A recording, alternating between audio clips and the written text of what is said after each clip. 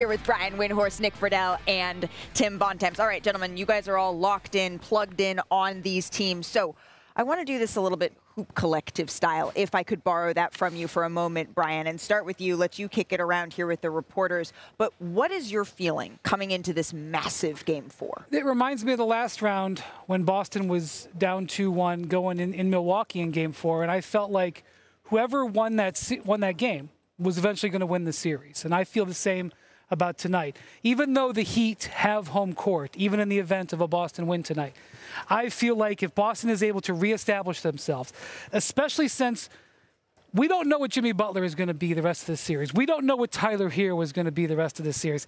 I'm not even sure what Kyle Lowry can give them the rest of this series. If Boston can, they gave one away that they should have won in Game 3. Turned the ball over 25% of the time. I've never seen anything like a team turning the ball over 25% of the time in a playoff game. And I know that the Heat fans would say, no, we took it. And I would say, okay, you did. Good job getting a win here.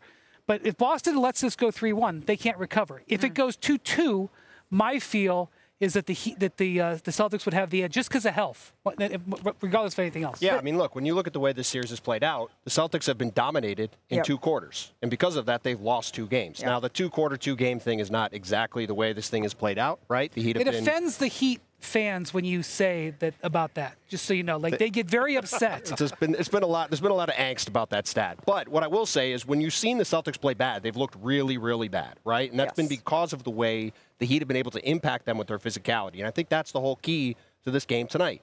Can the Celtics match that physicality? You saw Bam Adebayo in Game 3 come out, look like a totally different guy, blew up the Celtics at both ends. They were throwing the ball over the place. If they could take care of the ball, the Celtics definitely, I think, should win this game. The key to me, guys, is the Heat are feeling great from a confidence standpoint. They know that a lot of people didn't think they could get Game 3. They had all these different issues and reasons why they weren't supposed to get Game 3. And there was Max Strus embodying Heat culture, draining the dagger at the end of Game 3. So no matter what happens tonight, they're already felt like they got what they needed in this stretch in Boston. But, B, to your point, if they can find a way in this game, then it sets up everything they're going to need over the next couple to get one more. But having watched Jimmy walk through, I am very curious to see how that knee is feeling. I think they are going to watch his minutes closer than ever because they know it's all a pain tolerance thing, and sometimes they have to protect him from himself. Tim, what are you expecting out of Jimmy Butler? We heard Woj say it earlier in the show. He's going to warm up with the intent of playing. Right. The Heat love to say the intent to play. They love Everybody's got the intent of playing. But look, Jimmy Butler, to me, is going to come out and give everything he's got. I think to Nick's point, the question is how much does he have, right? We saw in the first half of Game 3, he didn't have a lot.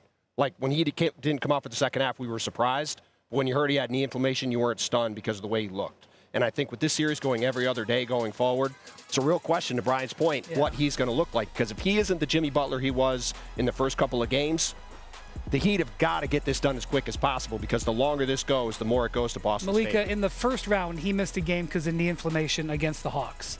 He had almost a week off because they had some days before it and some days after. You know how it is in the first round.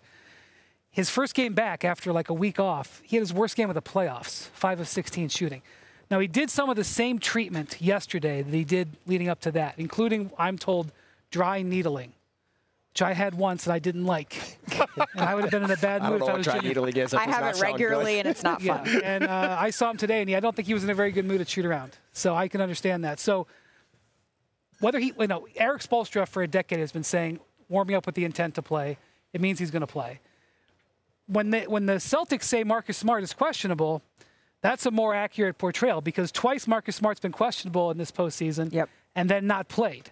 So to me, when the starting lineups come out today, the active-inactive, we got a lot of drama, and it's not going to be Jimmy Butler. The Jimmy Butler drama is going to be what we see him running up and down the court. The drama for the Celtics is Marcus Smart going to be cleared because you think it's the right ankle, and that we saw that, and that was bad. But it's not just the right ankle. He's got a right foot sprain on the same foot, and he's got a quad injury on the same leg. His whole right leg has been in one giant treatment zone now for a month.